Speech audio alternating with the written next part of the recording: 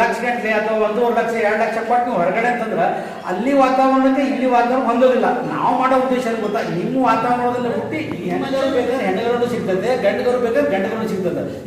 ಕೊಟೆಕ್ ಮಹೇಂದ್ರ ಅಂತ ಹೇಳಿ ಬ್ಯಾಂಕ್ ಇದಲ್ಲ, ಇವ್ರು ನಮ್ಮ ಫಂಡಿಂಗ್ ಏಜೆನ್ಸಿ. ಅವ್ರು ಯಾಕೆ ಫಂಡಿಂಗ್ ಏಜೆನ್ಸಿ ದುಡ್ಡು ಯಾಕೆ ಕೊಡ್ತಾರಂದ್ರೆ, ಈಗ CSR ಪ್ರಾಜೆಕ್ಟ್ ಅಂತ ಬಂದಿದೆ. CSR ಪ್ರಾಜೆಕ್ಟ್ ಅಲ್ಲಿ 2% ಡೆವಲಪ್ಮೆಂಟ್ ಕೊಡಬೇಕು. ಈಗ ನೀವು ಫ್ಯಾಕ್ಟ್ರಿ ಮಾಡ್ತೀರಾ, ನೀವು ಫ್ಯಾಕ್ಟ್ರಿ ನೀವು ಒಂದು ಕೋಟಿ ನೀವು ಇದನ್ನ ಮಾಡಿದ್ರೆ ಆ $100 2% ಅಂತ ಅವರು ದುಡ್ಡು ಕೊಡಬೇಕು ಡೆವಲಪ್ಮೆಂಟ್ಗೆ. ಆ ದುಡ್ಡು ಏನ್ ಮಾಡ್ತಾರೆ, ನಮ್ಮ ಬೈಕ್ ಸಂಸ್ಥೆ ಕೊಡ್ತಾರೆ. ನಾವೇನ್ ಮಾಡ್ತಾ ಇದ್ದೀವಿ, ನಿಮಗೆ ಹೈನುಗಾರಿಕೆಯಲ್ಲಿ ಗರ್ಭಧಾರಣೆ, ಈ ಗರ್ಭಧಾರಣೆಯಲ್ಲಿ ಬಂತಂದ್ರೆ ಶಾರ್ಟೆಡ್ ಸಿಮೆಂಟ್ ಅಂತ ಬಂದಿದ್ರೆ, ಈಗ ಹೆಣ್ಣುಗರು ಬೇಕಾದ್ರೆ ಹೆಣ್ಣುಗರು ಸಿಗ್ತದೆ, ಗಂಡುಗರು ಬೇಕಾದ್ರೆ ಗಂಡುಗರು ಸಿಗ್ತದೆ. ಅದು ನಾವು ಇಂಜೆಕ್ಷನ್ ಮಾಡ್ತಿದ್ವು, ಅದು ಹೆಣ್ಗರು ಹುಡ್ತಿತ್ತು, ಗಂಡಗರು ಹುಡ್ತಿತ್ತು, ಎರಡು ಆಪ್ಷನ್ಸ್ ಇತ್ತು. ಈಗ ಇತ್ತಿತ್ತಲಾಗಿ ಏನು ಟೆಕ್ನಿಕಲ್ ಆಗಿ ಬಂದ್ಬಿಡ್ತು. ಈಗ ಏನ್ ಹೇಳ್ತಾರೆ, ನಮ್ಗೆ ಹೆಣ್ಗರುನ ಬೇಕಪ್ಪ, ನಮಗೆ ಗಂಡುಗರು ಬೇಕು. ಈ ಗಂಡುಗರು ಎಲ್ಲಿ ಬೇಕು, ಹೆಣ್ಣುಗರು ಎಲ್ಲಿ ಬೇಕು ಅಂತ ಹೇಳ್ತೀನಿ. ಈಗ ಹೆಣ್ಣುಗರು ಸೀಮೆ ಹಸುಗಳಲ್ಲಿ ನೀವು ಬಂದ್ರೆ, ಹೆಣ್ಣುಗರು ಹುಟ್ಟಿದ್ರೆ ನಿಮ್ಗೆ ಅನುಕೂಲ. ಈಗ ಹೆಚ್ಚು ಕಡಿಮೆ 1 ವರ್ಷ 1.5 ವರ್ಷಕ್ಕೆ ಅದು ಪ್ರಾಯಕ್ಕೆ ಬರ್ತದೆ.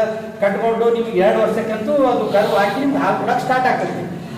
ಈ ತರ HF ಮತ್ತು ಜರ್ಸಿಯಲ್ಲಿ ನಾವೇನ್ ಮಾಡ್ತೀವಿ, ಹೆಣ್ಣುಗರು ಹೆಣ್ಣುಗರದ ಇದನ್ನು ಇಂಜೆಕ್ಷನ್ ಮಾಡ್ತೀವಿ. ಅದೇನ್ ಮಾಡ್ತೀವಿ, ಮತ್ತೆ ಇಲ್ಲಿ ನಾವು ಹಳ್ಳಿ ಇದರಲ್ಲಿ ಈ ನಮ್ಮ ನಾಡಸೋಲ್ ಬಂದು ಹಳ್ಳಿಕಾರು, ಅಲ್ಲಿಂದ ಕಿಲಾರು, ನಿಮ್ಮಲ್ಲಿ ಬಂದಿದೆ ಹಳ್ಳಿಕಾರು ಕಿಲಾರು ಈ ಎಡೆ ಇರೋದು. ಅಮೃತ್ ಮಾಲ್ ಅಂತೂ ಈ ಕಡೆ ಮಾಡ್ಸೋದಿಲ್ಲ.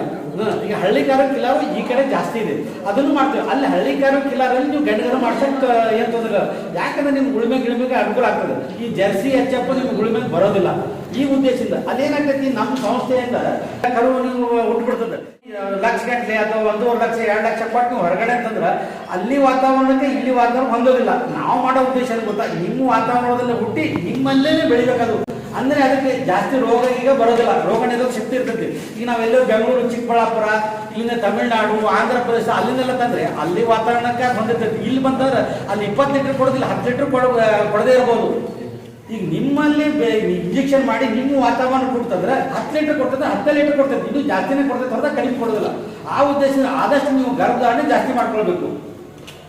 ಯಾಕಂದ್ರೆ ನಿಮಗೆ ನಿಮ್ಮ ಮನೆಯಲ್ಲೇ ಇದನ್ನು ವ್ಯವಸಾಯ ಮಾಡ್ತೀರಿ, ಮೇವು ಸಿಗ್ತದೆ, ಅದೆಲ್ಲ ಸಿಗ್ತೈತೆ. ಮತ್ತು ನೀವು ಕೆಲವೊಂದು ಫೀಡ್ಸ್ ಬಗ್ಗೆ ಹೇಳ್ತೇನೆ ಅಂದ್ರೆ, ಫೀಡ್ಸ್ ನೀವು ಹೊರಗಡೆಯಿಂದ ತರೋದೊಂದು ಸ್ವಲ್ಪ ಕಡಿಮೆ ಮಾಡಬೇಕು.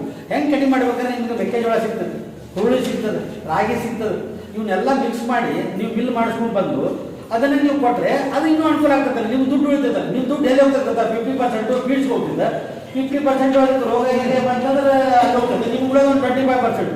ನಿಮ್ಗೇನಂದ್ರೆ ಹೈನುಗಾರಿಕೆ ಉತ್ಪನ್ನ ಸಿಗಲ್ಲ. ಆ ಸೆಗಣಿ ಒಂದು ಆಸೆಗೆ ನೀವು ಮಾಡಬೇಕು.